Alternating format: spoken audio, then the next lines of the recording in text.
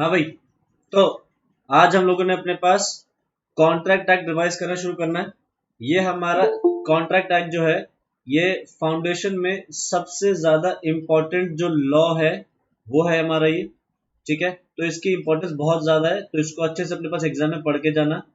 ठीक है, तो इसमें जो चैप्टर नंबर 1 है वो क्या है हमारा, नेचर ऑफ कॉन्ट्रैक्ट। ठीक, तो जल्दी जल्दी से शुरू करते हैं अपने पास। तो पहले तो डेफिनेशन हमारे पास क्या दिख रही है, व्हाट इज लॉ। तो लॉ क्या है, लॉ एक मतलब रूल्स एंड रेगुलेशंस हैं जिससे आप ह्यूमन बिहेवियर को रेगुलेट कर सकते हो, ये ह्यूमन बिहेवियर को कंट्रोल कर सकते हो। जैसे कि आप ट्रैफिक रूल्स रखते हो, तो वो क्यों रखते हो, ताकि सड़क पे लोग एक प्रॉपर तरीके से ढंग से चलें, तो ह्यूमन बिहेवियर को कंट्रोल करने की कोशिश की जा रही है वहां पे। उसी तरीके से जैसे इंडियन वो जो है क्रिमिनल प्रोसीजर एक्ट जो है, जो जिसमें हमें पेनल्टी पनिशमेंट वगैरह मिलते हैं, कोई किसी का मर्डर कर दे, कोई चोरी कर ले, कुछ करे, तो वो ना करे उसके लिए क्या है, पनिशमेंट सजेस्ट की गई है। तो वो क्यों है, ताकि हम रेगुलेट कर सके ह्यूमन बिहेवियर के साथ। ठीक है, तो लॉ तो बेसिक चीज हो गई, लोगों के बिहेवियर को रेगुलेट करने का तरीका हो गया। अब हमने जो पढ़ना है सबसे पहले वो क्या है, जो हमारा सिलेबस है वो बोलता है मर्केंटाइल लॉ के बारे में। मर्केंटाइल लॉ का मतलब कहता है बिजनेस लॉ, जो रेगुलेट करता है हमारे बिजनेसेस को। तो हमारे पास कुछ लॉ तो इस एक्ट में मिल जाएंगे, कुछ लॉज तो फाउंडेशन मिल जाएंगे, कुछ लॉज इंटरमीडिएट मिल जाएंगे, कुछ लॉज फाउंडेशन लेवल के बाद इंटर फाइनल लेवल पे भी मिल जाएंगे मतलब। तो हमारे को जो लॉज पढ़ने हैं वो क्या क्या है, जैसे कॉन्ट्रैक्ट एक्ट है, सेल ऑफ गुड्स एक्ट है, पार्टनरशिप एक्ट है, एलएलपी एक्ट है, कंपनीज एक्ट है, और इंटरमीडिएट लेवल पे पढ़ोगे जैसे नेगोशिएबल इंस्ट्रूमेंट्स एक्ट भी पढ़ोगे तुम। तो ऐसे बहुत सारे एक्ट्स हैं, तो वो सारे एक्ट्स को कंबाइन कर दें तो क्या बोलते हैं हम, मर्केंटाइल लॉ। मतलब वो लॉ जो बिजनेसेस को गवर्न करे उसको बोलते हैं हम मर्केंटाइल लॉ। ठीक है, अब सबसे पहले जो हम पढ़ रहे हैं वो क्या है, लॉ ऑफ कॉन्ट्रैक्ट्स। कॉन्ट्रैक्ट्स से जुड़े हुए जो लॉ है वो है हमारा कॉन्ट्रैक्ट एक्ट। ठीक है, अभी हम देखेंगे कॉन्ट्रैक्ट क्या है, बट पहले देख लेते हैं कॉन्ट्रैक्ट एक्ट क्या है। जब दो लोग आपस में एक दूसरे को किसी तरीके से कोई प्रॉमिस करते हैं कि मैं तुझे ये सामान दूंगा बदले में तू मुझे ये पैसे देगा, मैं तुझे ये सर्विसेज दूंगा तू बदले में मुझे इस बात के पैसे देगा। कहीं पे भी किसी ने, दो लोगों ने आपस में एक दूसरे को किसी तरीके से प्रॉमिस किया है, उस प्रॉमिस को फुलफिल करें लोग, उस प्रॉमिस को तोड़े ना, तो उसके लिए बनाया गया है कॉन्ट्रैक्ट एक्ट। ठीक है, उस प्रॉमिस को तोड़े ना, उस प्रॉमिस को कैसे पूरा करना है, कब पूरा करना है, किसके बीच में हो सकता है वो प्रॉमिस, ये सब चीजों को डिसाइड करने के लिए बनाया क्या गया है लॉ ऑफ कॉन्ट्रैक्ट, यानी कि कॉन्ट्रैक्ट है। और अगर किसी ने आपस में किए हुए एक दूसरे को प्रॉमिस जो है उनको तोड़ा, तो उस सिचुएशन में क्या क्या पेनल्टी लगेगी और क्या डैमेजेस हैं, ये सब डिसाइड किया जाएगा कॉन्ट्रैक्ट एक्ट के अंदर। ठीक है, अब कॉन्ट्रैक्ट एक्ट किसके ऊपर एप्लीकेबल है, बिजनेस कम्युनिटी के ऊपर भी है और बाकी सबके ऊपर भी है। मतलब हम पे भी एप्लीकेबल है, सिर्फ ऐसा नहीं कि हम लोग बिजनेस नहीं करते तो हम पे एप्लीकेबल नहीं होगा, सबके ऊपर एप्लीकेबल है।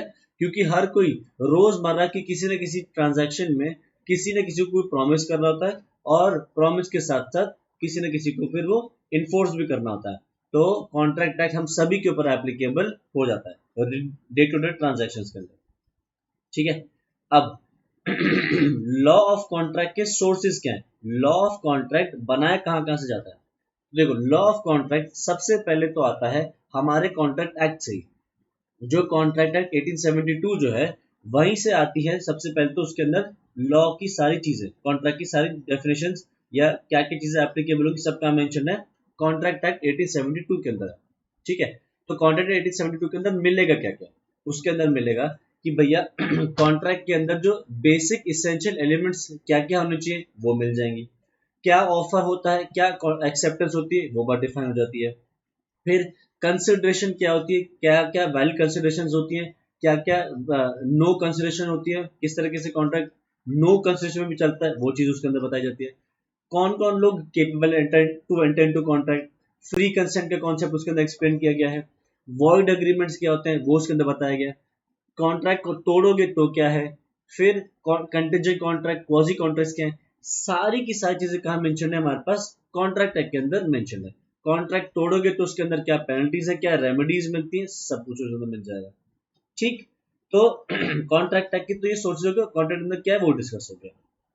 कॉन्ट्रैक्ट एक्ट के अलावा भी और भी जगहों से कॉन्ट्रैक्ट के बारे में चीजें पता चल जाती है। लॉ ऑफ कॉन्ट्रैक्ट कहाँ से? जुडिशियल डिसीजन होते हैं, कोर्ट के जो दिए गए डिसीजन हैं उनको भी हम कॉन्ट्रैक्ट का पार्ट मान लेते हैं, कॉन्ट्रैक्ट एक्ट का। क्योंकि देखो कॉन्ट्रैक्ट एक्ट जब बनाया गया था तब हर एक एस्पेक्ट को सोच के बनाया गया था, बट कुछ कुछ ऐसी चीजें हो जाती हैं जो बिल्कुल ही अनोखी होती नहीं होती, किसी ने सोची भी नहीं होती, वहां तक ह्यूमन सोच पहुंची भी नहीं होती। तो अगर ऐसा कोई चीज हो जाता है जिस पे कॉन्ट्रैक्ट एक्ट भी नहीं कुछ बता पा रहा, तो इस केस में कोर्ट में केस जाएगा, और कोर्ट ने जो डिसाइड कर लिया तो उसको हम मान लेते हैं कि वो अब बन गया है एक लॉ ऑफ कॉन्ट्रैक्ट। और आगे चल के फ्यूचर में जब भी कोई डिसीजन दिए जाएंगे तो उन लॉ ऑफ कॉन्ट्रैक्ट को ध्यान में रखते हुए डिसीजन पास किए जाएंगे। ठीक है। अच्छा, और क्या से आ सकते हैं लॉ ऑफ कॉन्ट्रैक्ट? आपके बिजनेस का जो कस्टम है या जो प्रैक्टिसेस है, अगर आपके बिजनेस की कुछ प्रैक्टिस है जो कॉन्ट्रैक्ट एक्ट को वायलेट नहीं करती, मतलब कॉन्ट्रैक्ट एक्ट को के बियॉन्ड नहीं जाती, कॉन्ट्रैक्ट के अंदर अंदर रहते हुए ही कोई आपके बिजनेस की कोई प्रैक्टिस है, कस्टम है, तो अगर आपका वो प्रैक्टिस चलती है रेगुलरली आपके बिजनेस के अंदर, तो फिर उसको भी हम क्या मान लेंगे कि वो भी एक लॉ ऑफ कॉन्ट्रैक्ट है। बट ध्यान रखना, कॉन्ट्रैक्ट एक्ट सबसे ऊपर रहेगा किसी भी बिजनेस प्रैक्टिस के ऊपर। अगर कोई भी बिजनेस प्रैक्टिस इनकंसिस्टेंट है विद द कॉन्ट्रैक्ट एक्ट, मतलब कॉन्ट्रैक्ट अगर तोड़ता है, तो वो बिजनेस की प्रैक्टिस वैलिड नहीं मानी जाएगी। ठीक। आगे, आगे क्या कह रहा है? The act is not exhaustive. कहने का मतलब क्या है? कॉन्ट्रैक्ट एक्ट में सारी बातें नहीं लिखी गई हैं, कुछ कुछ बातें अलग अलग एक्ट्स में भी हैं, जैसे नेगोशिएबल इंस्ट्रूमेंट्स यानी कि bills of exchange, promissory note, cheque, इनसे जुड़ी हुई कोई बात है तो कॉन्ट्रैक्ट एक्ट में नहीं मिलेगी, उसको आपको अलग एक्ट में देखना पड़ेगा। कंपनी से जुड़ी हुई बातों के लिए अलग एक्ट में देखना पड़ेगा। गुड्स को बेचना है तो उसके बारे में अलग एक्ट में देखना है। पार्टनरशिप के बारे में बात करें तो अलग एक्ट में देखना है। कोई प्रॉपर्टी ट्रांसफर करनी है तो उसके लिए ट्रांसफर प्रॉपर्टी एक्ट में देखना है। मतलब सारी बातें कॉन्ट्रैक्ट एक्ट में नहीं है। Contract Act is not exhaustive. You have to refer to different acts as well for Contract Act. मतलब सिर्फ for dealing with different types of contracts. ठीक है। अब कह रहा है what is the scheme of the act? Scheme of the act का मतलब क्या है कि ये कॉन्ट्रैक्ट एक्ट को आपने कैसे कैसे बांट रखा है। तो देखो, सेक्शन 1 से लेकर सेक्शन 75 जो हमारे सिलेबस में है वो बताते हैं general principles of the law of contract. Contract के जो जनरल प्रिंसिपल्स हैं वो हमारे को सेक्शन 1 से सेक्शन 75 के अंदर मिल जाएंगे। यही फाउंडेशन सिलेबस में है। स्पेशल काइंड्स ऑफ कॉन्ट्रैक्ट्स भी होते हैं जो तुम्हारे को इंटरमीडिएट लेवल में सिखाए जाएंगे, जो कि क्या है? Contract of indemnity and guarantee, contract of bailment and pledge, and contract of agency. तो ये जो कॉन्ट्रैक्ट सेक्शंस हैं ये तुम्हारे को फाउंडेशन के बाद इंटरमीडिएट लेवल पर सिखाए जाएंगे। ठीक है। और सेक्शन 76 से लेके 123 ये पहले हुआ करते थे सेक्शंस कॉन्ट्रैक्ट एक्ट में, इनको बोलते थे contract of sale of goods. But 1930 में इन सेक्शंस को निकाल लिया गया बाहर और एक नया एक्ट बना दिया, sale of goods act. Similarly section 239 से लेकर 266 के जो सेक्शंस हैं ये पार्टनरशिप से जुड़े हुए सेक्शंस थे।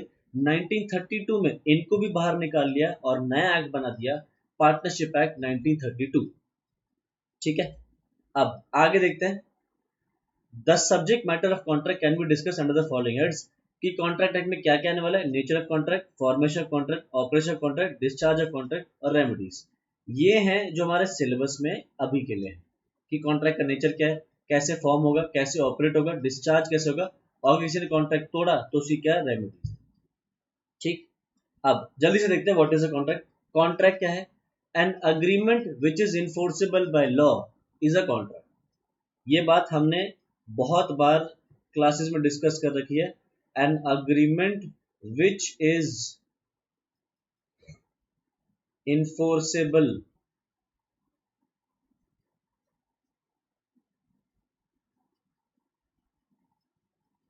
By law,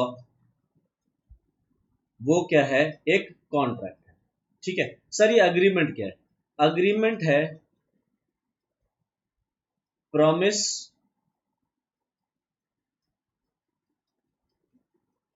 plus consideration. Consideration. अच्छा सर, ये प्रॉमिस क्या है? प्रॉमिस है ऑफर प्लस एक्सेप्टेंस। एक आदमी दूसरे आदमी को ऑफर करता है, कहता है will you buy my car for 5 lakh. तो वो जो will you buy my car for 5 lakh कह रहा है वो क्या है, एक ऑफर है। दूसरा बंदा क्या कह रहा है, yes I will by your car. तो क्या कर रहा है, उसकी ऑफर को एक्सेप्ट कर रहा है। तो एक ऑफर जब एक्सेप्ट हो जाए तो क्या बन जाता है, प्रॉमिस बन जाता है। ठीक है।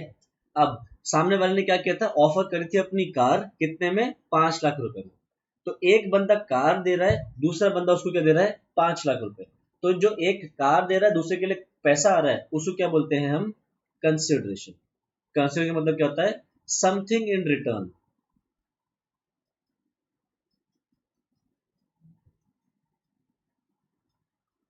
तो एक ऐसा प्रॉमिस जिसके बदले आपको कुछ बदले में मिल रहा हो, वो क्या बन जाता है, एक अग्रीमेंट। और अगर उस अग्रीमेंट को लॉ कहता है कि आप ऐसा अग्रीमेंट कर सकते हो, तो उसको क्या बोलेंगे हम, कॉन्ट्रैक्ट। तो एक आदमी दूसरा आदमी को 5 लाख रुपए में अपनी गाड़ी बेच रहा है, तो गाड़ी बेचने का जो कॉन्ट्रैक्ट अग्रीमेंट है, लॉ उसको इन्फोर्स करता है। लॉ कहता है हाँ आप बेच सकते हो अपनी कार 5 लाख रुपए में किसी को, तो वो क्या बन जाएगा, एक कॉन्ट्रैक्ट बन जाएगा।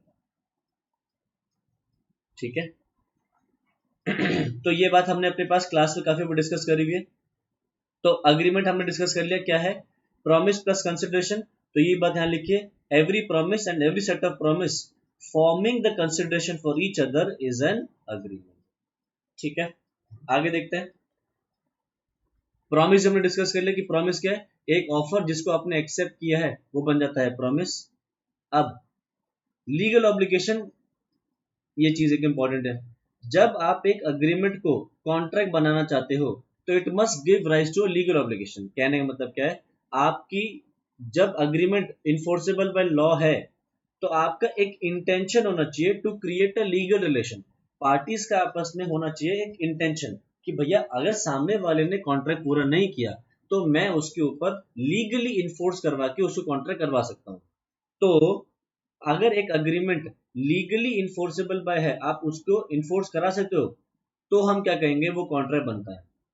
The parties must have the intention to impose a duty on the promisor to fulfill the promise and bestow a right on the promisee to claim its fulfillment।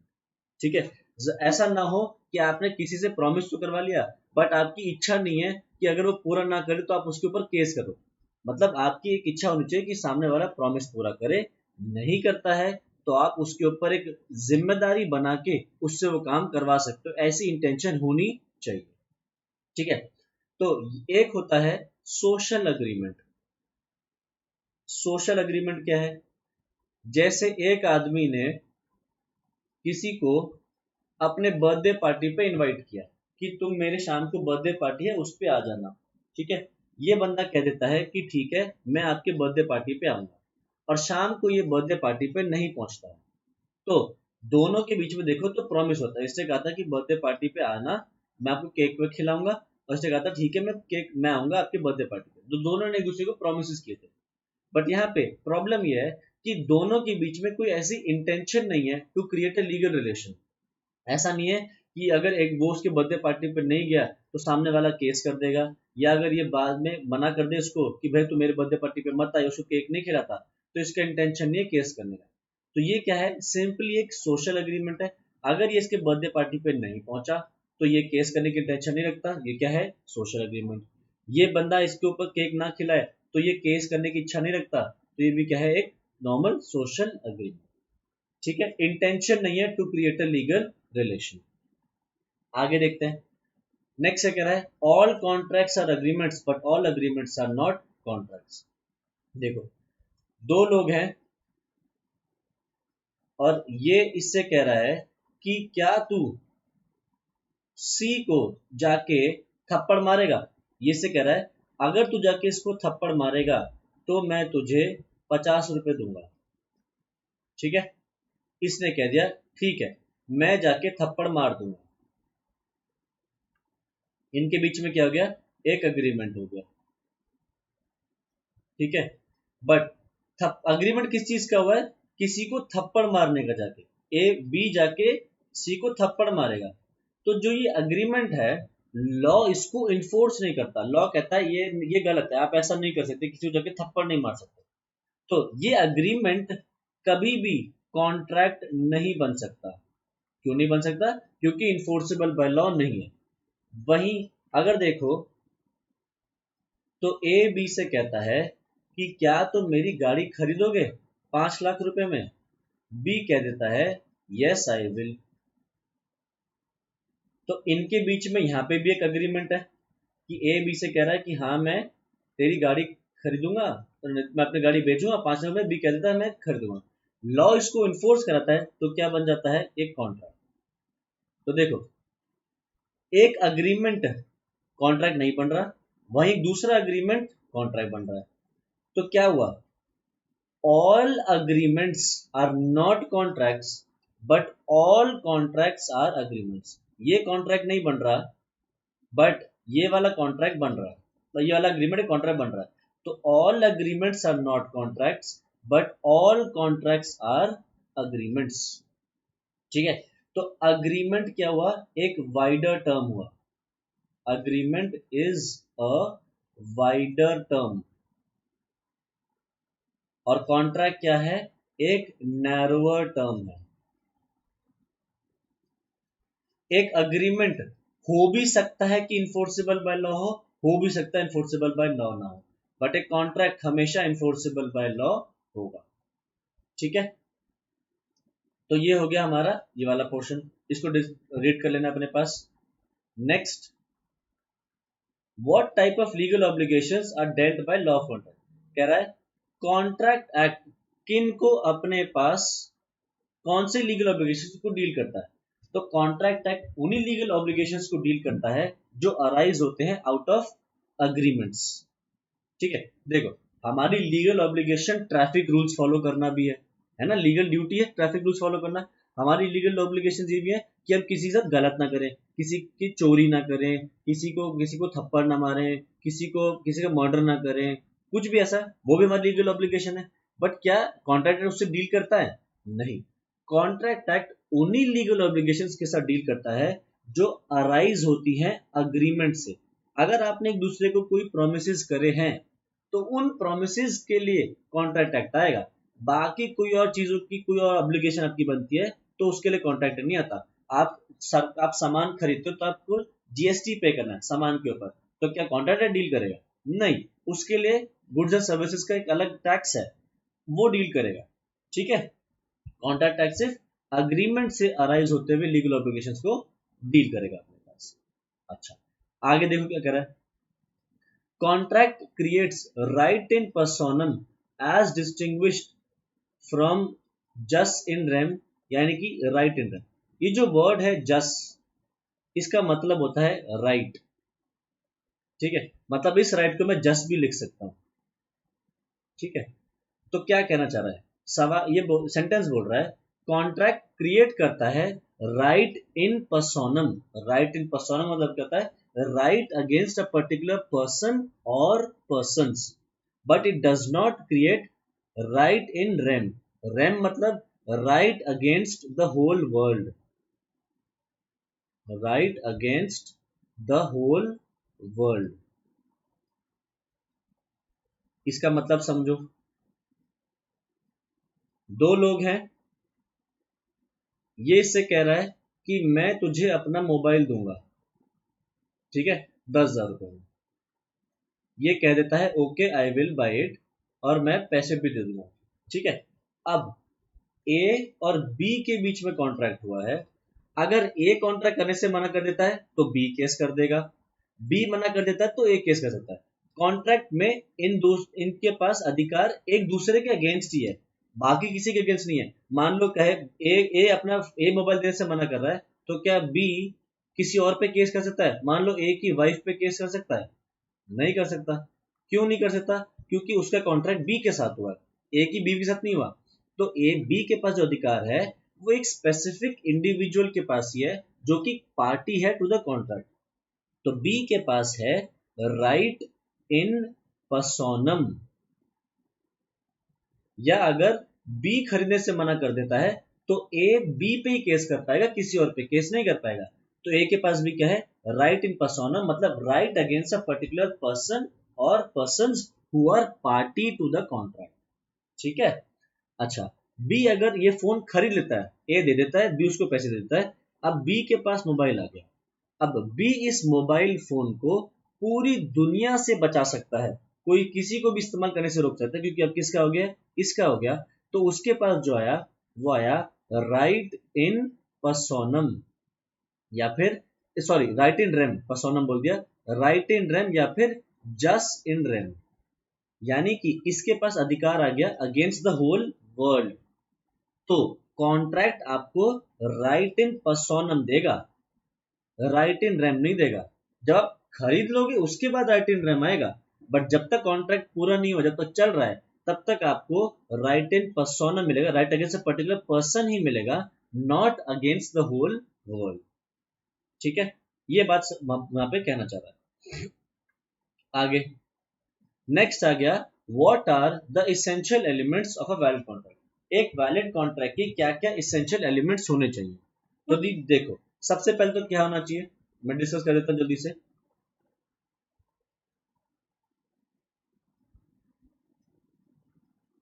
Essential elements of a valid contract क्या क्या होने चाहिए। सबसे पहले दो या दो से ज्यादा लोग होने चाहिए, मतलब एक अकेला आदमी ना हो। एक अकेला आदमी अपने आप में से तो कॉन्ट्रैक्ट नहीं कर सकता, इसलिए दो या दो से ज्यादा लोग होने चाहिए। दूसरी चीज, पार्टीज के बीच में होना चाहिए valid offer and valid acceptance. ठीक है, मतलब जो आपने ऑफर किया वो वैलिड हो, जो आपने एक्सेप्टेंस दी हो वो भी वैलिड हो। इसको डिटेल में हम चैप्टर नंबर 2 में देखेंगे, ऑफर एंड एक्सेप्टेंस वैलिड कैसे होते हैं। ठीक है। तीसरी चीज, consideration should be present, consideration should be present, मतलब अगर एक बंदा कुछ दे रहा है तो दूसरा भी कुछ दे, ऐसा ना हो कि आप कुछ दे रहे हो सामने वाला को कुछ ना दे रहा हो, ऐसा नहीं होना चाहिए, कंसिडरेशन होना चाहिए। ठीक। चौथी चीज, parties should be capable, parties should be capable to enter into a contract। कहने का मतलब क्या है, पार्टीज जो होनी चाहिए वो उनकी कैपेसिटी होनी चाहिए, वो केपेबल होने चाहिए कॉन्ट्रैक्ट में एंटर करने के लिए। सर केपेबल से मतलब क्या है, parties should B 18 years and above, party should be of sound mind, and the party should not be disqualified by law। ठीक है, मतलब जो कॉन्ट्रैक्ट में कर रहा है वो 18 साल या उससे ऊपर होना चाहिए, साउंड माइंड का होना चाहिए। साउंड माइंड का मतलब उसको कॉन्ट्रैक्ट समझ में आना चाहिए कि उसके लिए बेनिफिशियल क्या है, क्या क्या क्या करना है, उसने क्या देना है, क्या उसके लिए फायदेमंद है नहीं, वो सब समझ में आना चाहिए, और लॉ ने उसको डिस्क्वालीफाई ना कर रखा। हम chapter number 4 capacity of parties में डिटेल में देखेंगे कि कौन कौन लोग डिस्क्वालीफाइड बाय लॉ होते हैं।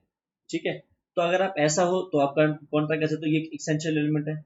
Next, there should be free consent, there should be free consent among the parties, मतलब जो कॉन्ट्रैक्ट में पार्टीज हैं उनके बीच में फ्री कंसेंट होने चाहिए। फ्री कंसेंट से मतलब यह है कि भैया पार्टीज अपनी इच्छा से कॉन्ट्रैक्ट करें, ऐसा ना हो जोर जबरदस्ती से, फ्रॉड से, या इनके साथ आपने इनको कुछ गलत बता के इनसे कॉन्ट्रैक्ट करवा लिया, मिस्टेक से इन्होंने कॉन्ट्रैक्ट कर दिया, ऐसा नहीं होना चाहिए। उनकी पूरे होशो हवास में और पूरी इच्छा से उन्होंने कॉन्ट्रैक्ट करना चाहिए, और उनके बीच में कोई एब्सेंस ऑफ कंसेंट या फ्री कंसेंट की एब्सेंस ना हो। अच्छा, और क्या, contract should not be expressly declared to be void, contract should not be expressly declared to be void। देखो, कॉन्ट्रैक्ट एक्ट कुछ कुछ अग्रीमेंट्स को स्पेसिफिकली मना कर देता है कि आप ऐसे अग्रीमेंट्स नहीं कर सकते जिनको आप कॉन्ट्रैक्ट बना सको। तो जैसे कि आप किसी को कोई बिजनेस या प्रैक्टिस करने से नहीं रोक सकते, किसी को शादी करने से नहीं रोक सकते, आप किसी को और क्या नहीं कर सकते, रोक सकते, जैसे आप किसी को शादी करवाने के लिए कि हम आपकी शादी करवाएंगे, उसके लिए आप उससे कमीशन नहीं ले सकते। आप जो पब्लिक ऑफिसेज हैं, जैसे आईपीएस की पोस्ट है, आईएएस की पोस्ट है, उसको बेच नहीं सकते, आपको वो मेरिट पे ही मिलना चाहिए। जजेस को आपने कोई कोई कोर्ट केस चल रहा है तो उस कोर्ट केस में जजेस को पैसे देके जजमेंट को बदलने की कोशिश नहीं करनी। इस तरीके के अग्रीमेंट्स आप नहीं करना चाहिए। और भी हैं बहुत सारे, चैप्टर नंबर 6 में उसको डिस्कस करेंगे। तो आपका जो कॉन्ट्रैक्ट है specifically expressly declared to be void नहीं होना चाहिए। ठीक है, अच्छा, और क्या है, टर्म्स एंड कंडीशंस जो कॉन्ट्रैक्ट के हैं दे शुड बी क्लियर, उनमें किसी भी तरीके से कोई कंफ्यूजन नहीं होनी चाहिए, कोई एम्बिग्विटी नहीं होनी चाहिए। एम्बिग्विटी का मतलब यह है कि कोई कंफ्यूजन ना हो, बिल्कुल क्रिस्टल क्लियर हो। ठीक, contract should be capable to be performed, contract should be capable of being performed। ऐसा ना हो कि कॉन्ट्रैक्ट जो आप कर रहे हो वो इम्पॉसिबल है। मतलब आप कह रहे हो कि आप ये पूजा करवा लो, आदमी जिंदा हो जाएगा, आप ये काम कर दो तो मैं आपके लिए चांद तारे तोड़ के ले आऊंगा, आप ये काम कर दो तो मैं आप फुटबॉल पे ऐसी किक मारो कि वो ऊपर ही जाती चली जाए, नीचे कभी ना आए। मतलब ऐसी चीजें ना हो, इम्पॉसिबल चीजें ना नहीं होनी चाहिए, ऐसी चीजें होनी चाहिए पॉसिबल हो। ठीक, और क्या, अगर कहीं पे स्पेसिफिकली लिखा है कि कॉन्ट्रैक्ट राइटिंग में होना चाहिए, तो जब तक कॉन्ट्रैक्ट राइटिंग में तब तक वैलिड नहीं है। और अगर कहीं किसी लॉ में लिखा है कि कॉन्ट्रैक्ट आपका राइटिंग में होना चाहिए और at the same time contract registered भी होना चाहिए, तो जब तक कॉन्ट्रैक्ट राइटिंग में नहीं है, रजिस्टर्ड नहीं है, तब तक वैलिड नहीं है। मतलब ऐसा जरूरी नहीं है कि सारे कॉन्ट्रैक्ट राइटिंग में होने चाहिए, रजिस्टर्ड होने चाहिए। जो स्पेसिफिकली बोले गए हैं कि जिनको राइटिंग में होना है, जब तक वो राइटिंग में नहीं है तब तक वैलिड नहीं है। और कुछ के बारे में बोला है कि भैया राइटिंग के साथ साथ रजिस्टर भी करवाना जरूरी है, तो जब तक वो राइटिंग और रजिस्टर्ड नहीं रहते तब तक वो वैलिड नहीं माने जाएंगे। ठीक है, तो ये हो गए हमारे essential elements of a valid contract. एक बार जल्दी से डिस्कस कर देख लेते हैं एक बार बुक में भी। क्या है, एक ऑफर होना चाहिए, प्रपोजल होना चाहिए और एक्सेप्टेंस होनी चाहिए। इंटेंशन होना चाहिए to create a legal relation, ये मिस आउट हो गया हमारा। पार्टीज के बीच में इच्छा होनी चाहिए to create a legal relation, ये हमने वैसे भी डिस्कस कर लिया था पीछे। अच्छा, और क्या है, पार्टीज के बीच में फ्री कंसेंट होनी चाहिए। Parties should be capable of contracting, मतलब 18 साल से ऊपर, sound mind and not disqualified by law. Contract का जो ऑब्जेक्टिव है वो लीगल होना चाहिए and it should not be oppose to public policy. Contract का जो ऑब्जेक्टिव है कानूनी तौर पे अलाउड होना चाहिए, ऐसा ना हो कि पब्लिक पॉलिसी के अगेंस्ट हो वो। The agreement is supported by consideration, मतलब consideration should be present. Agreement must not have been expressly declared to be void. The terms of the contract are certain, मतलब क्लियर होने चाहिए। Agreement is capable of being performed, and where agreement is required to be in writing under any law, it must be in writing, and where both writing and registration are required, then the agreement must be in writing and should be registered। ठीक है, तो ये हो गए हमारे essential elements, उनको यहाँ पे ब्रीफ में एक्सप्लेन किया हुआ है, मैं उनको डिस्कस नहीं कर रहा हूँ। ठीक है, नेक्स्ट आगे देखते हैं हम अपने पास काइंड्स ऑफ कॉन्ट्रैक्ट्स, कितने तरह के कॉन्ट्रैक्ट्स होते हैं। तो कॉन्ट्रैक्ट्स देखो बड़े तरीके के हैं, valid contract, void agreement, voidable contract, void contract, unenforceable contract, illegal या अनलॉफुल अग्रीमेंट। अच्छा, अगर कॉन्ट्रैक्ट को फॉर्मेशन के बेस पे देखोगे तो कैसे हो सकते हैं, express, implied, quasi, e commerce. Performance के बेस पे देखोगे तो एग्जीक्यूटेड, एग्जीक्यूटरी। एग्जीक्यूटरी को फर्दर क्लासिफाई कर सकते हो यूनिलैटरल और बायलैटरल। अब एक एक करके देखते हैं ये कॉन्ट्रैक्ट्स क्या क्या है। सबसे पहला है वैलिड कॉन्ट्रैक्ट। वैलिड कॉन्ट्रैक्ट वो कॉन्ट्रैक्ट जिसमें हर एक इसेंशियल एलिमेंट जो एक कॉन्ट्रैक्ट में होना चाहिए, अगर वो हर एक इसेंशियल एलिमेंट प्रेजेंट है तो हम क्या बोलेंगे, वो एक वैलिड कॉन्ट्रैक्ट है। ठीक है, अच्छा जी, अगला क्या है, वॉइड अग्रीमेंट। देखो सरनेम पकड़ो, सरनेम में क्या है, अग्रीमेंट, मतलब ये आगे कॉन्ट्रैक्ट नहीं बन पाया, तो एक ऐसा अग्रीमेंट जो इन्फोर्सेबल बाय लॉ नहीं है तो वो क्या हो जाता है, वॉइड अग्रीमेंट।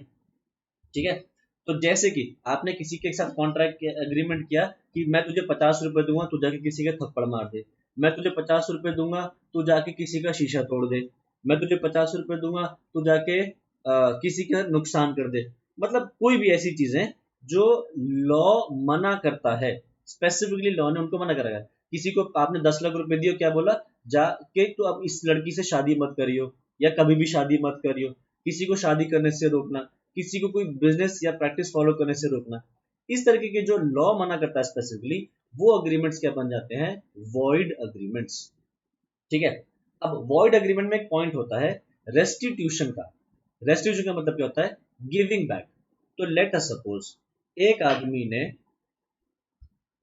दूसरे आदमी को दिए 50 रुपए, क्यों, थप्पड़ मारने के लिए, किसको, सी को थप्पड़ मारने के लिए। ठीक है, अब ए ने इसको 50 रुपए दिए, बी ने क्या बोला, पहले 50 रुपए दे, पता चला मैंने थप्पड़ भी मार दिया, तूने दिए नहीं, बी ने इसको 50 रुपए दे दिए, सॉरी ए ने इसको 50 रुपए दे दिए। अब बी जब सी को थप्पड़ मारने गया तो बी को क्या पता चलता है, अरे सी तो मेरा दोस्त ही है, मैं अपने दोस्त को थप्पड़ मारूं। तो बी ने देखा, यार मुझे तो लग रहा था सी कोई और बंदा है, ये तो उसी का दोस्त निकला। तो ए बी ने ए से क्या कह दिया, मैं नहीं मारूंगा तो थप्पड़, ये मेरा दोस्त ही है। ए कहता है चल ठीक है मत मार, तू मेरे 50 रुपए वापस दे दे। बी कहता नहीं दूंगा। तेरी हिम्मत कैसी हुई मेरे दोस्त को थप्पड़ मारने की, है, जा, नहीं देता 50 रुपए। तो यहाँ पे लॉ कहता है कि क्या ए पैसे वापस मांग सकता है बी से, तो लॉ बोलता है ए को ये बात पहले से पता है कि वो जो ये काम कर रहा है वो गलत है, लॉ इसको अलाउ नहीं करता, it is a void agreement. तो इस सिचुएशन में फिर बी ने जो ये 50 रुपए रख लिए हैं, ए बी से ये 50 रुपए वापस नहीं ले सकता। ठीक है, तो ये हो गया रेस्टिट्यूशन बेनिफिट।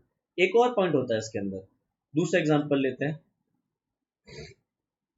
ए और बी। बी ने कहा था कि वो ए को बेचेगा अपना घोड़ा, कितने में, 50,000 रुपए में। ठीक है, और ए ने क्या कहा था, मैं तुझे दूंगा 50,000 रुपए। तो ए ने बी को एडवांस दे दिया 20,000 रुपए का, और हुआ ये कि बाद में बी को पता चलता है कि जिस घोड़े को वो बेच रहा था वो घोड़ा पहले से मर चुका है। ठीक है, तो ये क्या हुआ, एक वॉइड अग्रीमेंट हुआ। क्यों हुआ वॉइड अग्रीमेंट, क्योंकि कॉन्ट्रैक्ट होने से पहले ही, अग्रीमेंट होने से पहले ही घोड़ा मर चुका था, तो ये कॉन्ट्रैक्ट पॉसिबल नहीं था। अभी हमने पढ़ा इसेंशियल एलिमेंट में कि contract should be capable of being perform. मरे हुए घोड़े को कैसे बेच लोगे, मतलब नहीं हो सकता ना परफॉर्म, तो ये क्या हो गया, एक वॉइड अग्रीमेंट हो गया। तो इस सिचुएशन में अब ए ने बी को 20,000 रुपए दे दिए। अब ए कह रहा है मेरा घोड़ा दे, बी कह रहा सॉरी नहीं दे सकता, घोड़ा तो मर गया। तो ए कह रहा ठीक है भाई, मर गया तो मर गया, तू मेरे 20,000 रुपए वापस दे दे। बी मना करता है 20,000 वापस देने से। तो बताओ क्या ए बी से ये घोड़ा वापस ले सकता है,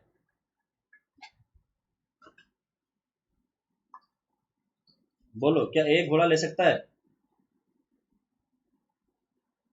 सॉरी क्या ए बी से पैसे वापस ले सकता है,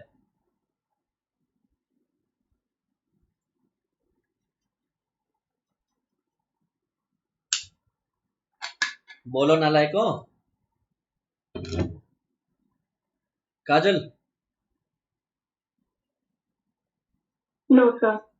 ए नालायक, क्यों नहीं ले सकता, ए बी से ये 20,000 रुपए वापस ले सकता है, क्योंकि जब कॉन्ट्रैक्ट किया जा रहा था, अग्रीमेंट हुआ रहा था, तो दोनों में से किसी को भी नहीं पता था कि घोड़ा मर चुका है। तो इस सिचुएशन में जब आपको पता नहीं है कि आप जिस अग्रीमेंट में एंटर कर रहे हो वो वॉइड अग्रीमेंट है, तो इस केस में आपने कुछ पैसा दिया है तो वो आपको वापस मिल जाएगा।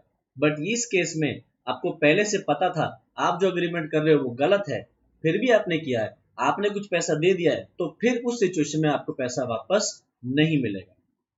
ठीक है, तो ये हो गया हमारा वॉइड अग्रीमेंट। नेक्स्ट है वॉइडेबल कॉन्ट्रैक्ट। वॉइडेबल कॉन्ट्रैक्ट कौन सा कॉन्ट्रैक्ट होता है? एक ऐसा कॉन्ट्रैक्ट जो जिसके अंदर फ्री कंसेंट मिसिंग है।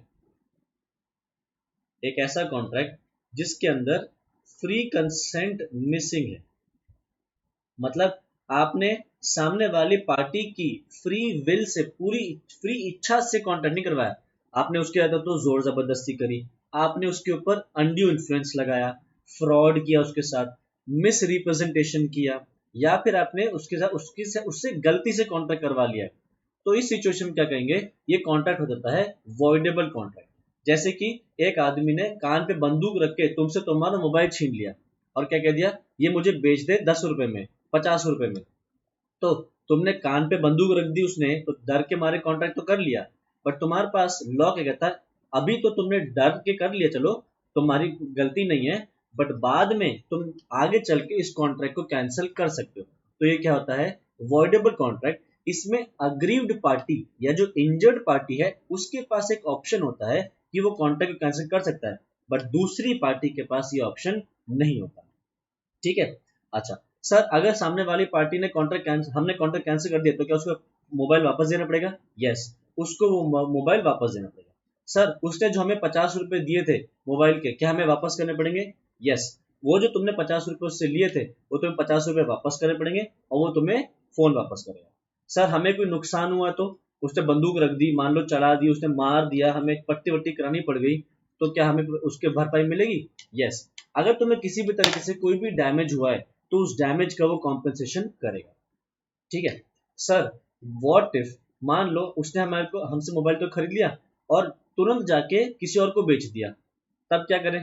तो देखो, लॉ ये कहता है तुम्हारे पास ऑप्शन होता है, मतलब अग्रीड पार्टी या इंजर्ड पार्टी के पास ऑप्शन है कि वो कैंसिल कर सकता है, उसको कैंसिल कर देना चाहिए contract with in a reasonable time. ठीक है। कॉन्ट्रैक्ट जो वॉइडेबल कॉन्ट्रैक्ट है उसको आपको कैंसिल करना है with in a reasonable time,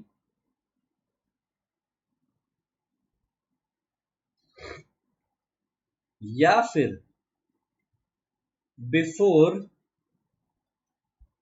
the rights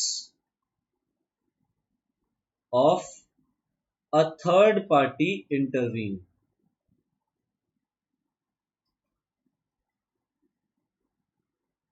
कहने मतलब क्या है, मान लो इस बंदे ने बंदूक दिखा के तुमसे तुम्हारा फोन ले लिया, ठीक है, और तुमने 10 दिन तक कॉन्ट्रैक्ट कैंसिल नहीं किया, तुम डरे हुए बैठे हो ये मेरे किसी ने फोन ले लिया, फिर 10 दिन बाद तुम कॉन्ट्रैक्ट कैंसिल करते हो, तो एक रीजनेबल टाइम के तुम कॉन्ट्रैक्ट कैंसिल कर रहे हो, कोई बात नहीं। बट अगर तुम कहो 10 साल बाद जाके मैं कॉन्ट्रैक्ट कैंसिल करूंगा, तो नहीं हो सकता। दूसरी चीज, मान लो इसे तुमने बंदूक दिखा के कॉन्ट्रैक्ट तुम्हारा मोबाइल ले लिया, इसने जाके ये मोबाइल किसी और को बेच दिया, ठीक है, किसी और को बेच दिया, और इस पार्टी ने वो मोबाइल खरीद लिया गुड फेथ में, मतलब इस पार्टी को नहीं पता था कि तुम्हारा उसने इस बंदे ने मोबाइल तुमसे जोर जबरदस्ती करके लिया है, इसको तो लगा ये एक्चुअल ओनर है और इसने गुड फेथ में खरीद लिया और प्रॉपर पैसे भी दे दिए। तो इस सिचुएशन में तुम फिर अपना मोबाइल वापस नहीं ले सकते, तुम इस बंदे से उस मोबाइल के पैसे ले लोगे जो उसने रिकवर करे, और तुम्हें कोई भी डैमेज हुआ तो उसके लिए तुम कॉम्पेंसेशन भी ले सकते हो। ठीक है। नेक्स्ट, अगला है हमारा वॉइड कॉन्ट्रैक्ट। वॉइड कॉन्ट्रैक्ट कौन सा कॉन्ट्रैक्ट है? एक ऐसा कॉन्ट्रैक्ट जो पहले तो पॉसिबल था बट बाद में किसी वजह से इम्पॉसिबल हो गया परफॉर्म करना। जैसे घोड़े का एग्जांपल लेते हैं, हमने घोड़ा बेच के कॉन्ट्रैक्ट किया था, अब अगर मान लो जब हमने कॉन्ट्रैक्ट किया तब तो घोड़ा जिंदा था, बट बाद में घोड़ा मर गया, अग्रीमेंट करने के बाद घोड़ा मर गया, तो क्या करें? अब वो घोड़ा तो नहीं बेच सकते ना, तो क्या हो गया, ये वॉइड कॉन्ट्रैक्ट। मतलब पहले पॉसिबल है बट बाद में पॉसिबल ना हो, इम्पॉसिबल हो जाए किसी भी वजह से। तो एक कॉन्ट्रैक्ट वॉइड कॉन्ट्रैक्ट कैसे हो सकता है? या तो डिस्ट्रक्शन हो जाए ऑफ द सब्जेक्ट मैटर, ठीक, या फिर अनलॉफुल हो जाए, वो सामान बेचना ही लॉ मना कर दे। मान लो घोड़े बेचे का कॉन्ट्रैक्ट नहीं था, प्लास्टिक बैग्स बेचे का कॉन्ट्रैक्ट था, जब आपने किया था तब प्लास्टिक बैग्स बेचना अलाउड था, बट बाद में जब कॉन्ट्रैक्ट परफॉर्म करने की बारी आई, उससे पहले ही स्टेट गवर्नमेंट ने मना कर दिया कि आप प्लास्टिक बैग्स नहीं बेच सकते, तो वो क्या हो गया, कॉन्ट्रैक्ट क्या हो गया, अब पॉसिबल नहीं है, तो बन गया वॉइड कॉन्ट्रैक्ट, यानी कि अनलॉफुल हो गया। या फिर आप अगर एक वॉइडेबल कॉन्ट्रैक्ट को कैंसल करते हो तो वो क्या बन जाता है, वॉइड कॉन्ट्रैक्ट। या फिर अगर पार्टी रिफ्यूज कर दे, पार्टी रिफ्यूज कर दे तो वो क्या हो जाएगा, वॉइड कॉन्ट्रैक्ट। पहले तो पॉसिबल था बट बाद में पार्टी मुकर गई, मैं नहीं करूंगी कॉन्ट्रैक्ट पूरा, तो वो क्या हो जाएगा, वॉइड कॉन्ट्रैक्ट। ठीक, आगे देखते हैं। नेक्स्ट है अनइंफोर्सेबल कॉन्ट्रैक्ट। अनइंफोर्सेबल कॉन्ट्रैक्ट कौन सा, एक ऐसा कॉन्ट्रैक्ट जिसमें किसी तरह का कोई टेक्निकल डिफेक्ट है, जैसे कि उस पर डेट मेंशन करनी थी, डेट मेंशन नहीं करी, साइन करना था, साइन नहीं करा, उस पर आपने स्टैंप लगानी थी, स्टैंप नहीं लगाई, तो ऐसा कुछ है, तो वो क्या हो गया, अनइंफोर्सेबल कॉन्ट्रैक्ट। आपने क्या करना है, वो उसके अंदर जो डिफेक्ट है, अगर आप उस डिफेक्ट को रिमूव कर दो तो वो अनइंफोर्सेबल कॉन्ट्रैक्ट अपने आप पे इन्फोर्सेबल कॉन्ट्रैक्ट बन जाएगा। मतलब साइन नहीं तो साइन करवा दो, स्टैंप लगी थी स्टैंप लगा दो, डेट नहीं लिखी थी डेट लिखवा दो, जो भी टेक्निकल डिफेक्ट है अगर आप उसको रिमूव कर दो तो वो क्या बन जाएगा, इनफोर्सेबल कॉन्ट्रैक्ट अनइनफोर्सेबल से। नेक्स्ट क्या है, इलीगल या अनलॉफुल अग्रीमेंट। इलीगल या अनलॉफुल अग्रीमेंट कौन सा हुआ, एक ऐसा अग्रीमेंट जिसका ऑब्जेक्टिव या कंसिडरेशन इलीगल है।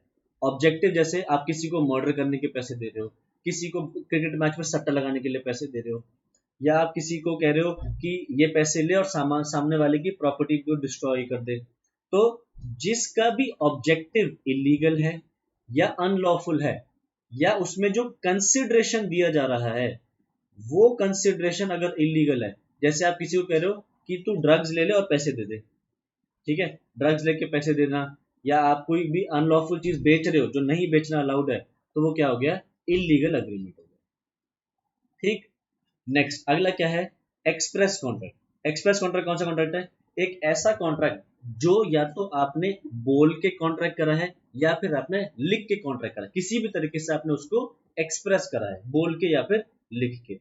अच्छा, अगला क्या है, इम्प्लाइड कॉन्ट्रैक्ट। इम्प्लाइड कॉन्ट्रैक्ट कौन सा, ऐसा कॉन्ट्रैक्ट जो आपके एक्शन से या आपके बिहेवियर से, मान लो तुम सड़क पे खड़े हो और तुम्हारे सामने एक बस आ जाती है और वो बस बोलता है railway station railway station railway station, और तुम चढ़ जाते हो, तो उसने तुमसे नहीं बोला कि तुम चढ़ जाओ, ये तुमने उसने तुम्हें ऑफर नहीं किया, तुमने उसकी एक्सेप्टेंस नहीं करी, तुम बस सीधे सीधे बस में चढ़ गए, तो क्या हुआ, एक इम्प्लाइड कॉन्ट्रैक्ट हो, आपने बोला नहीं, बोल के आपके एक्शन ने कॉन्ट्रैक्ट करवा दिया।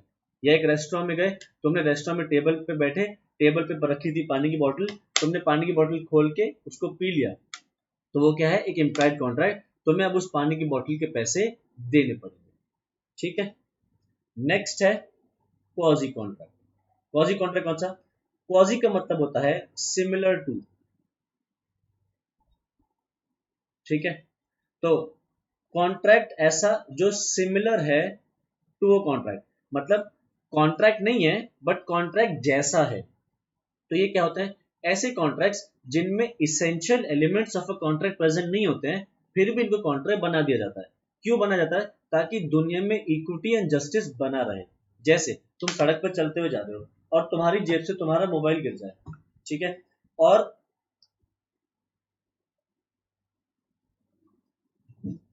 एक सेकंड बस,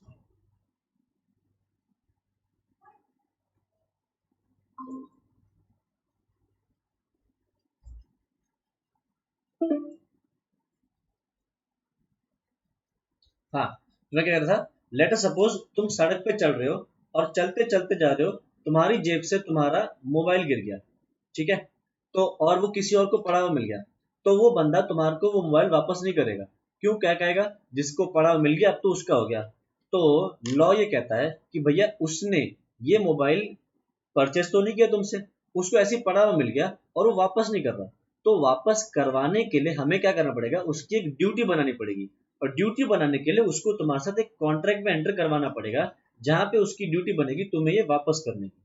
तो क्वाजी कॉन्ट्रैक्ट बनाए जाते हैं ताकि दुनिया में इक्विटी एंड जस्टिस बरकरार रहे, सामने वाला किसी दूसरे को नुकसान पहुंचा के अपना फायदा ना करवा ले, तो इसलिए कॉन्ट्रैक्ट करवाया जाता है। तो ये क्या हो गया हमारा quasi contract. Next, e commerce contract. E commerce contract कौन से? वो कॉन्ट्रैक्ट्स जो आप अपने बटन के क्लिक से, माउस के क्लिक से आप उनको करते हो। जैसे तुम्हारे हाथ में मोबाइल है, मोबाइल से तुमने फ्लिपकार्ट से कोई सामान मंगा लिया, अमेजोन से मंगवा लिया, लैपटॉप खोला वहां से मंगवा लिया, टैबलेट से मंगवा लिया, मोबाइल के क्लिक से मंगवा लिया। तो ये सारे क्या है? ई कॉमर्स कॉन्ट्रैक्ट, जो आप किसी वेबसाइट पे जाके या किसी ऐप पे जाके कोई सामान खरीदते हो, तो वो सारे क्या हो गए? E commerce contracts. ठीक। नेक्स्ट अगला क्या है? Executive contract. एग्जीक्यूटिव कॉन्ट्रैक्ट कौन से? ऐसे कॉन्ट्रैक्ट्स जिसमें दोनों पार्टियों ने अपना अपना रिस्पेक्टिव प्रॉमिस पूरा कर दिया। ठीक है। जैसे तुम मेरे पास आए, तुमने क्या कहा, सर आप हमें प्लीज फाउंडेशन क्लासेस पढ़ा दो। तो मैंने कहा ठीक है, मैं फाउंडेशन क्लासेस पढ़ा देता हूँ, तो मुझे फीस दे देना। तो मैंने तुम्हें पढ़ा दिया, तुमने मुझे फीस दे दी, सिलेबस कंप्लीट हो गया, टेस्ट कंप्लीट हो गया, तुमने पेपर भी दे दिया। तो ये क्या हो गया? एग्जीक्यूटिव कॉन्ट्रैक्ट, जहां पे दोनों पार्टीज अपना परफॉर्मेंस पूरा कर चुकी है। अगला होता है एग्जीक्यूटरी कॉन्ट्रैक्ट। एग्जीक्यूटरी कॉन्ट्रैक्ट कौन सा?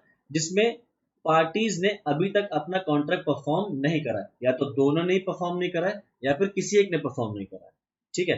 तो एग्जीक्यूटरी दो तरीके के होते हैं, एक तो होता है यूनिलैटरल, एक होता है बायलैटरल। यूनिलैटरल का मतलब क्या है? जिसमें एक पार्टी अपना परफॉर्मेंस पूरा कर चुकी है, बट दूसरी पार्टी ने अभी तक अपना प्रॉमिस पूरा नहीं करा है, वो हो गया यूनिलैटरल। जैसे तुमने बुक माई शो ऐप खोल के अपने लिए मूवी की टिकट बुक कर ली, और मूवी है 2 दिन बाद की, तो तुमने अपना प्रॉमिस पूरा कर दिया। अभी 2 दिन बाद मूवी देखोगे, तो थिएटर को अपना जो पीवीआर है, जहां पे भी तुम जा रहे हो, उन्होंने अभी तक अपना प्रॉमिस पूरा नहीं किया, तो वो क्या हो गया? Unilateral contract. और एक हो गया बायलैटरल कॉन्ट्रैक्ट, जिसमें दोनों पार्टीज ने अपना परफॉर्मेंस पूरा नहीं करा। तुमने बोला किसी से कि मुझे 10 किलो चावल चाहिए 15 दिन बाद, तो 15 दिन बाद वो तुम्हें देगा, और 15 दिन बाद ही तुम पेमेंट भी करोगे। तो अभी तक दोनों में से किसी ने अपना कॉन्ट्रैक्ट पूरा नहीं किया, तो ये क्या हो गया? बायलैटरल कॉन्ट्रैक्ट, जहां पे both parties have not fulfilled their promise. ठीक है। तो वैलिड कॉन्ट्रैक्ट हमारा हो गया डिस्कस, वॉइड एग्रीमेंट में डिस्कस कर लिया है, वॉइडेबल कॉन्ट्रैक्ट में डिस्कस कर लिया है, वॉइड कॉन्ट्रैक्ट हो गया है।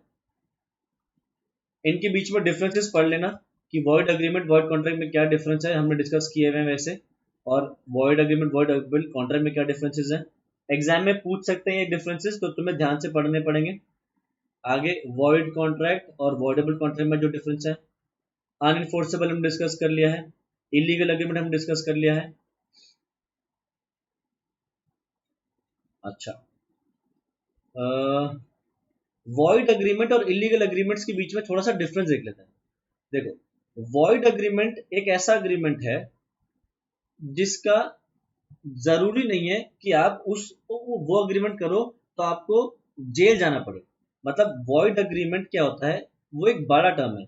वॉइड इलीगल भी हो सकता है, और एक नॉर्मल वॉइड भी हो सकता है। जैसे अगर आप एक छोटे बच्चे के साथ कॉन्ट्रैक्ट कर लेते हो कि तुम उसको पैसे दोगे, वो तुम्हें मोबाइल फोन बेच देगा, तो छोटे बच्चे के साथ आपने कॉन्ट्रैक्ट किया है, एग्रीमेंट किया है, तो वो वॉइड है, बट उसके लिए आप जेल नहीं जाओगे। बट इलीगल एग्रीमेंट में ऐसा होता है, आप उसमें जेल भी जा सकते हो। जैसे आपने ड्रग्स बेचे, कि तुम ड्रग्स बेच रहे हो और सामने वाला पैसे दे रहा है तुम्हें, तो वो क्या है? इलीगल है। उस केस में तुम जेल भी जा सकते हो।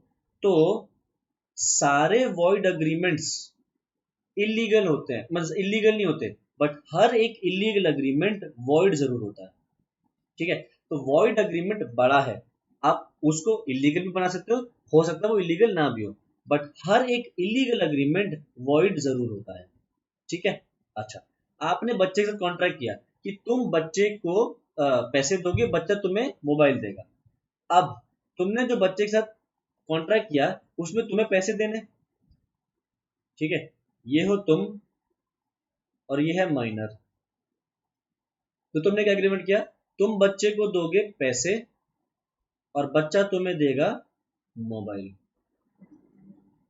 और तुम्हारे पास खुद पैसे नहीं है, तुमने खुद वो पैसे अपने दोस्त से उधार पे लिए हैं, तुम्हारे फ्रेंड ने तुम्हें लोन पे दिया है।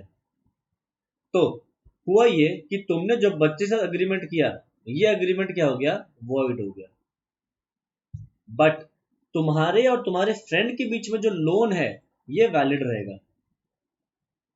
मतलब तुम्हें अपने दोस्त को वो पैसे वापस करने पड़ेंगे।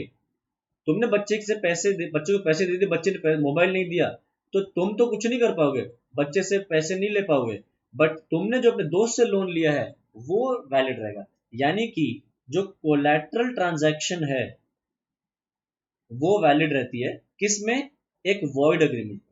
बट अगर यही चीज होती कि तुम किसी को, या किसी स्ट्रेंजर को, या तुम किसी स्ट्रेंजर से ड्रग्स खरीद रहे हो,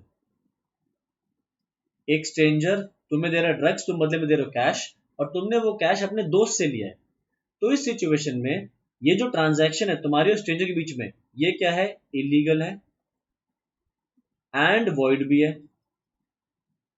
बट जो तुम्हारे और तुम्हारे दोस्त के बीच में जो लोन का एग्रीमेंट है, ये भी क्या हो जाएगा, इलीगल हो जाएगा। ठीक है, मतलब जो कोलैटरल ट्रांजैक्शन है इलीगल एग्रीमेंट में, वो भी इलीगल हो जाती है। बट जो सिर्फ वॉइड है, इलीगल नहीं है, उसमें जो कोलैटरल ट्रांजैक्शन है वो वैलिड रहती है। ठीक है, अच्छा, क्या रेस्टिट्यूशन ऑफ बेनिफिट होता है? रेस्टिट्यूशन बेनिफिट मतलब क्या, गिविंग बैक। अगर सिर्फ एक वॉइड एग्रीमेंट है जो इलीगल नहीं है, तो इसमें रेस्टिट्यूशन में बी पॉसिबल। हमने डिस्कस किया था अभी कि अगर आपने मान लो घोड़े का एडवांस दे दिया था और घोड़ा मर चुका था कॉन्ट्रैक्ट से पहले ही, तो हो भी सकता है पैसा उस केस में आपको वापस मिल जाए। बट एक इलीगल एग्रीमेंट है, तो इस केस में नो रेस्टिट्यूशन इज अलाउड। ठीक है, आपने जो दे दिया वापस नहीं मिलेगा। ठीक है, आ जाओ, पनिशमेंट भी है इलीगल एग्रीमेंट में। लास्ट चीज है कि आपको इसमें पनिशमेंट हो सकती है क्रिमिनल उसके अंदर, क्रिमिनल एक्ट के अंदर। बाकी वॉइड एग्रीमेंट में आपको पेनल्टी नहीं लगती। अगला है हमारा एक्सप्रेस कॉन्ट्रैक्ट, डिस्कस कर लिया। इम्प्लाइड कॉन्ट्रैक्ट हमने ये डिस्कस कर लिया है। आगे क्वाजी कॉन्ट्रैक्ट हो गया, ई कॉमर्स हो गया, एग्जीक्यूटेड हो गया, एग्जीक्यूटरी हो गया। यूनिलैटरल हमने डिस्कस कर लिया है, बायलैटरल भी हमने डिस्कस कर लिया है। बाकी फॉर्मल एंड सिंपल कॉन्ट्रैक्ट ये डिस्कस करना रहेगा।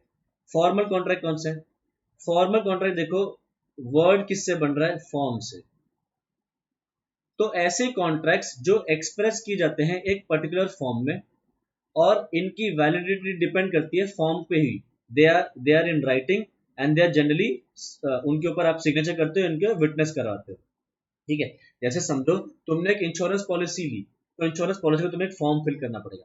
वो फॉर्म तुम्हें भी फिल करना पड़ेगा, वो मुझे भी करना पड़ेगा, या तुम्हारे किसी और दोस्त को भी करना पड़ेगा। मतलब सभी को सेम फॉर्म फिल करना है, उस पर साइन करना है, उसको स्टैंप करवाना पड़ता है, स्टैंप करवाना पड़ता है, और वो सभी के लिए सेम रहता है, बदलता नहीं है हर किसी के लिए। तो वो क्या होता है, एक फॉर्मल कॉन्ट्रैक्ट। ठीक है, अब फॉर्मल कॉन्ट्रैक्ट को और कैसे डिवाइड कर सकते हैं? Contract of record, contracts under seal. Contract of record क्या है? कॉन्ट्रैक्ट ऑफ रिकॉर्ड है जो किसी कोर्ट का जजमेंट है, या कोर्ट ने जो रिकॉग्निजेंस किया हुआ है। कोर्ट का जजमेंट मतलब अगर कोर्ट ने कोई मैटर पे कोई डिसीजन दे दिया, आपको वो पसंद नहीं है, तब भी आपको वो कोर्ट का जजमेंट मानना पड़ेगा।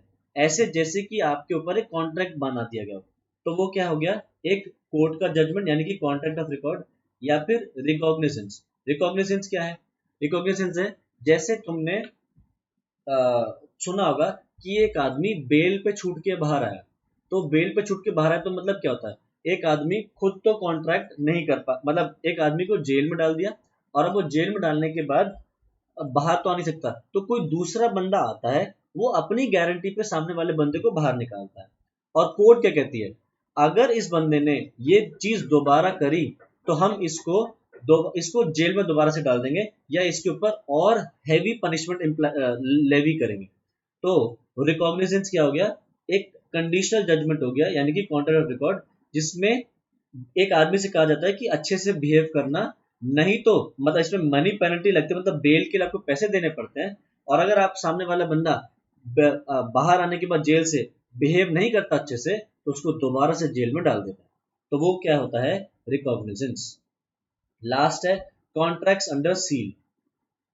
ठीक है, ये क्या है, these are also called as speciality contracts. All the terms of such contracts are reduced to writing, and then the contract is signed, sealed and delivered. Consideration is not essential to support a deed और a contract under seal. मतलब ये ऐसे contracts हैं जिनको आप writing में करते हो, साइन करते हो, सील करते हो, डिलीवर कर देते हो। और इसमें जरूरी नहीं है कि सामने वाला पार्टी आपको कंसिडरेशन दे।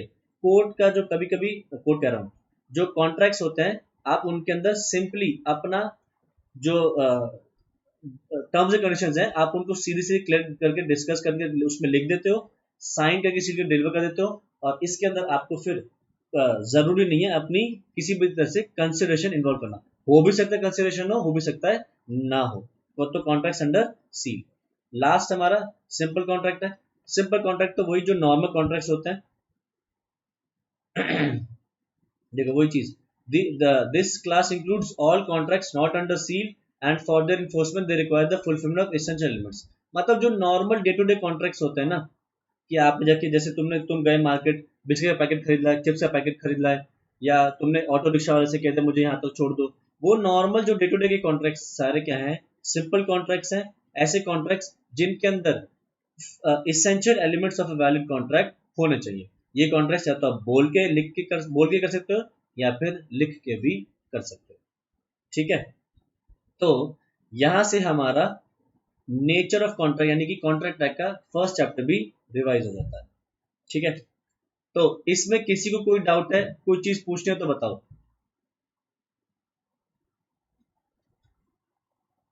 नो। ठीक, तो आज इतना ही करेंगे। इसके आगे नेक्स्ट क्लास में हम नया चैप्टर रिवाइज करेंगे। आज इतना ही। Thank you so much, bye bye.